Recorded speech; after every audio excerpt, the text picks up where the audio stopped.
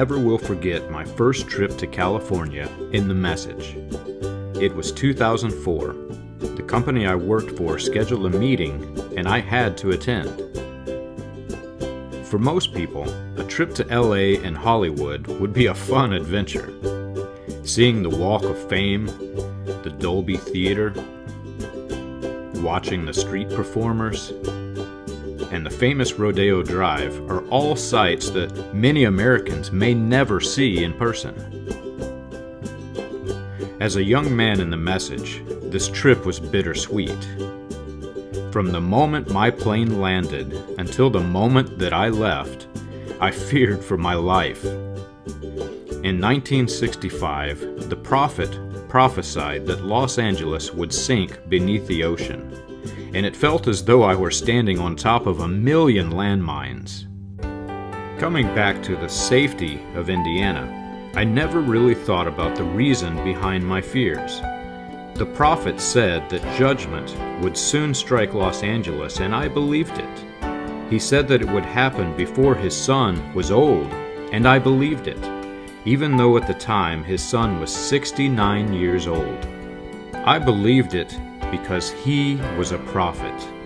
I knew that he was a prophet because he had a series of prophecies in 1933. And those prophecies were predictions describing the end of days. We were all looking forward to the end, and I never had any reason to look back to the beginning. When I learned that the prophet was an assistant pastor for Roy E. Davis when his church burned in 1934, it raised many questions for me.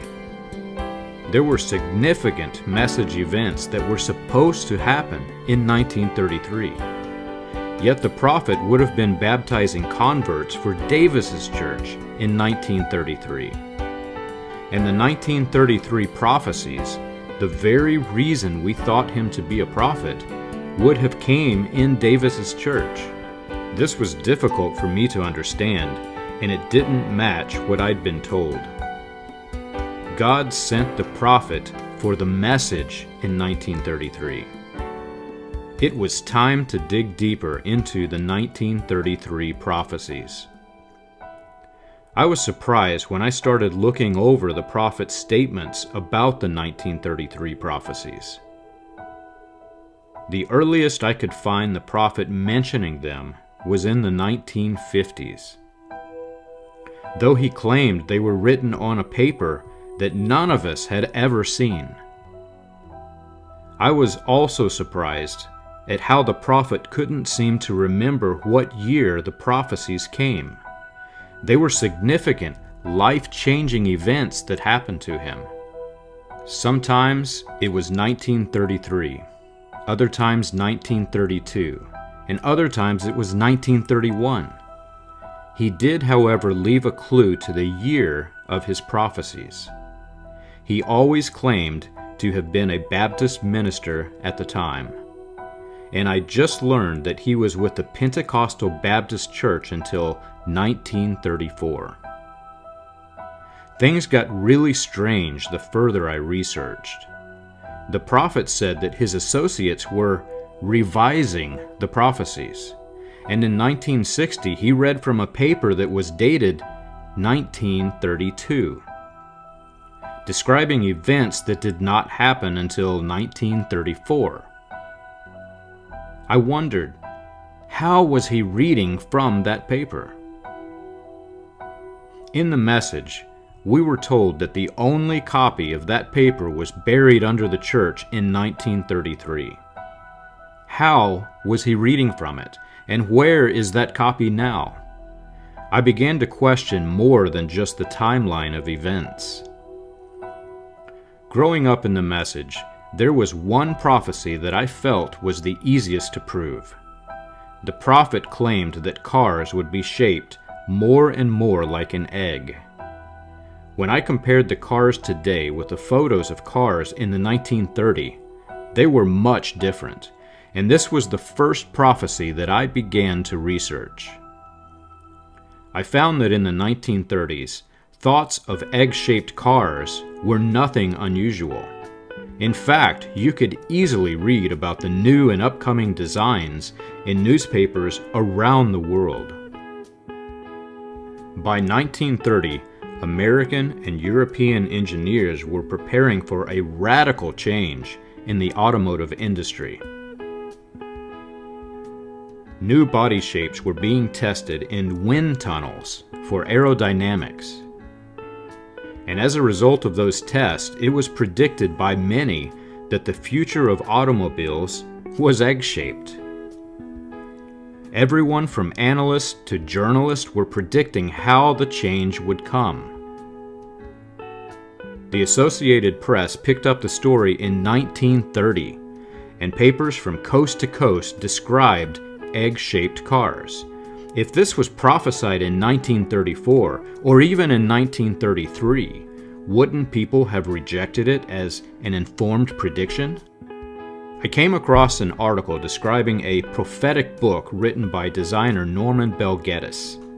Horizons, written in 1932, described how the world would change as technology increased. Newspapers, magazines, and casual readers were fascinated with his automotive design. According to Bel Geddes, the egg-shaped aerodynamics were the way of the future. Also for the egg-shaped bus and other vehicles. Bel Geddes' designs were so incredible that they were used in the 1933 World's Fair. I remembered the prophet talking about visiting the World's Fair in Chicago, and I was suddenly curious to know more about the prophet's glimpse into the future designed by Bel Geddes. The prophet said that he went to hear Paul Rader preach at the World's Fair in 1933. I just learned that Paul Rader was the brother of Ralph Rader from Jeffersonville, and that a large part of the prophet's congregation came from Ralph Rader's church. It seemed odd to me that he would go to visit Paul Rader, and even more odd that he could afford to go. The prophet often said that he couldn't scrape 2 pennies together during his early years as a minister. I found an article describing Paul Rader's involvement with the World's Fair. 40 centuries of religion was to be depicted in a pageant on Soldier Field on July 3, 1933. The Romance of a People was the Jewish contribution to the fair.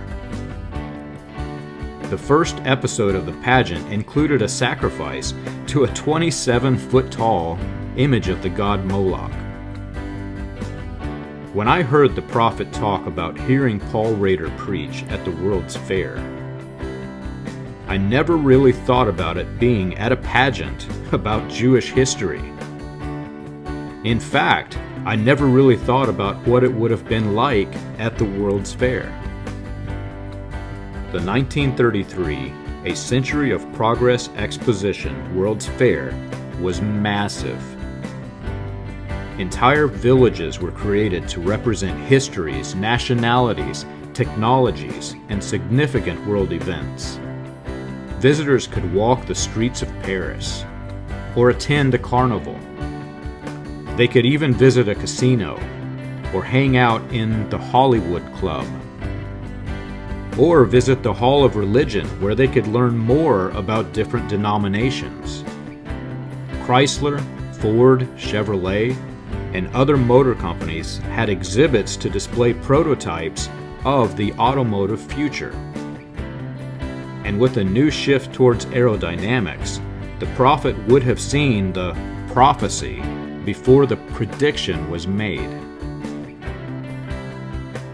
One of the vehicles on display was made almost entirely of glass. Only 9 working parts were necessary in the prototype. The most extreme egg-shaped design was the DENOMINANÞÁO. It had 3 wheels, a rudder steering mechanism, and was shaped entirely like an egg.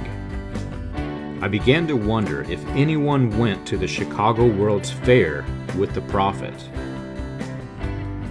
What did they say when he returned, claiming to prophesy about egg-shaped cars.